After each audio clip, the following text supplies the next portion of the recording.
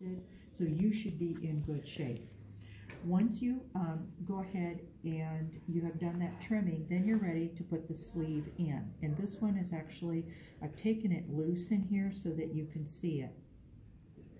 When you put the sleeve in, you go ahead and you put it in and you just pin it right along that seam line of the sleeve, matches the seam line of the jacket. Some of you know, some of you do not know, so I have to repeat it just to make sure everybody is aware. The lining of the jacket has to be attached to that seam allowance going around the arm side. Some of you I told, some of you I didn't, and I can't remember who I did and who I did not, so I'm just saying it again. And that's going to keep it stable so it doesn't move around on you. So you match the seam line and you're going to go ahead and you're going to slip stitch all the way around. And what's happening is that because you cut that extra piece on the actual lining part, you're going to have extra lining coming up, and all you're going to do is, let me see if I can find it, so you can see where it's matched all the way around. Nothing has changed, it's matched, but I need to control that extra, I guess it's like 3/4 of an inch roughly that you have up, and what I'm going to do is from notch, underneath the notch, I'm simply going to fold that down, that extra piece, I'm going to hold it against the lining, against the sleeve seam allowance, and I'm going to go ahead and fold it down so that it has a nice smooth little ridge or stand that we have here. To hold it in place, it's really easy. You go ahead and you are going to stitch it. You can't see it in here, but when you go to this other one, you can see it if you look real close. I'm sorry, the thread is matching, but if you look real close, you can see that all I've done is just do a running stitch, and I've just come in and I've done that running stitch. Again, I've just folded it down, I've just come in and done the running stitch. So my running stitch is right stitch in the ditch really by hand is what you're doing. That's essentially all that you're doing right here. And you're just going to go ahead and here's the underarm of the sleeve. I'm going to go ahead and go up to about where the notch is, and I'm going to go over to about where the notch is. So it's going to be about, maybe 4 to 6 inches, something like that, depends upon the sleeve and the style of the garment. Once you've gotten that in, then you'll have something that looks like this all the way around. Let me show you another garment, same kind of idea, and it has that sleeve stand as well. So this is the sleeve stand, and you can see it in here, and you can see that little stand all the way up, and it really is totally effective. And when I was at my conference, I believe I shared with you that they showed this. A lot of people did not know that this even existed. And I told Leo, I said, gosh, I was surprised at how much I knew. And I think it may have come across, which I didn't mean for it to come across as, maybe a little arrogant. I didn't mean it that way. What I meant was I really did not realize at that moment and appreciate how much training and well done my training was as I was going through my educational practices. So some people don't get this information. I am pleased that I have that information and can pass it on to you. So now you are informed as well. So that's really what it is. So I have the sleeve stand, and again, I use matching thread. It's a little bit, it's still hard to see, but you can kind of see it.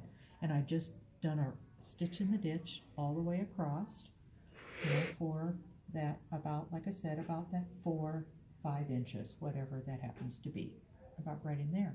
And you do it on both sides. Here's the other one. You can see, and this is a permanent stitch, even though the stitching shows it's permanent. Okay? All right, now to go ahead and put your hem in the lining, It is done exactly the same way as what the jacket or the hem was done. And I'm going to go ahead and move this out of the way here. Give me 1 second. I'm going to give you a hint though, that as you were doing this, here's the one thing that everybody seems to do wrong when you're a novice. And I'll show you how I figured out that you can fix it, and it's really pretty easy. You lay everything down, and your lining in your case is going to hang out, obviously, because it's not hemmed. What you need to do is you need to reach up in there and lay this flat, and you need to hold this solid right here, and that will stabilize it. And then when you do that, you're going to move your hands out in a fan position. And what you're doing is by holding this solid, and you can see my hands coming down here, I'm going to go ahead and have them come down about halfway, stop, hold my hand in the position, and then I'm going to go ahead, and my recommendation is just to put a row of pins all the way across. That way that no matter what I do, I can't pull past that row of pins. Because if I did, see what happens? Can you see what happened immediately? This is what happens when you pull your lining too tight. This is what happens when you don't stabilize it. Smooth the lining out with your fan position, and then come in here and stabilize the about halfway down, like around the elbow, just estimate, and put some pins right there. And then that's going to go ahead and allow that lining to hang out. You trim it off 1/2 inch, just like you did with the jacket. You're going to take that and fold it up, just like the jacket. You're going to take, and so it's even with the edge of the hem of the jacket. Then you're going to move that folded edge of that lining up 3/4 inch and let the extra hang down so that you get a jump hem in your garment. And so here's your little jump hem. Can you see it right there? Your jump hem is going to be about 1/4 inch. That's all it is. And so, and then you'll have about that much space, you know, between the folded edge of the fashion fabric and the folded edge of the lining. Okay, so that's what you're going to have. The only other thing that I can share with you is that it is, and I mentioned it last time, but I didn't have my jackets out. I would stabilize, my recommendation is I would stabilize my lining. And you just take and put a little catch stitch. You can use double thread if you want, or maybe a couple strands of embroidery thread. I just use regular thread. Sometimes embroidery gets a little thick, especially with lighter weight fabric. But I just catch stitch it here, so it's about 2-3 inches down. I go ahead and I have my fold. When you are putting your lining in, you're going to have to, just like you did the fold here, you're going to have to do the fold down here. Are you doing the pleat on the bottom? You do. You'll have to, because otherwise it's going to be too big. And so you'll take that same 2-3 inches and do a little catch stitch. And then many times they will go ahead, and especially if it's a longer garment, they'll catch stitch it for about 1.5 inches or maybe 2 inches in the middle. So you're just like catch stitching the pleats? You're just doing Down it to like that control stretch. the pleat. Yeah. For the pleats, are we just like See, in doing this them where we one, need them, or is it like what's that? for those pleats? Are we just doing them where we need it when we line it up? You do them in the middle. Okay. Yeah, so for example, here's the pleat, it's in the middle. This is a man's jacket, so don't let it confuse you that it's going the opposite way, all right? Do not let it confuse you. So you're going the opposite way, so it's catch stitched here, and then this one, if you go down to the bottom, it's catch stitch here. Again, like I said, a couple inches, and then same kind of thing, Are a couple we just inches catch here. stitching like the fold to the lining? You're just catching the fold to the lining so that it's more stabilized, okay? There is a difference while I have this open. One thing that when you're cutting, you're pleating, this is the woman's and this is the man's jacket, so that's how come the lining is going 2 different directions. Again, I need to make sure that if you look at this, this is not a very deep pleat, and this one is a deeper pleat.